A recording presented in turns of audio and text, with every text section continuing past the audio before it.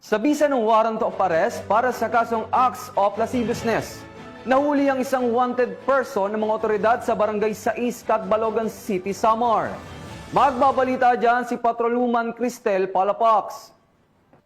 Ng mga otoridad ang isang lalaking wanted person na may kasong acts of lasciviousness sa Barangay 6, Catbalogan City, Samar. Bandang alas 7 ng gabi nang maaresto ang akusado ng mga tauhan ng 802nd Maneuver Company, Regional Mobile Force Battalion 8 sa koordinasyon sa Catbalogan City Police Station sa bisa ng warrant of arrest para sa kasong acts of lasciviousness na may nirekomendang piyansa na 36,000 pesos para sa pansamantalang kalayaan. Ang akusado ay dinala sa Catbalogan CPS para sa kaukulang dokumentasyon at tamang disposisyon. Patunay lamang na ang pambansang pulisya ay hindi nagpapabaya sa kanilang sinumpaang tungkulin na huliin ang mga taong tiwalag sa batas upang mapanatiling ligtas ang komunidad nang sa gayon may patupad ang kapayapaan ng bansa para sa ligtas at maunlad na bagong Pilipinas.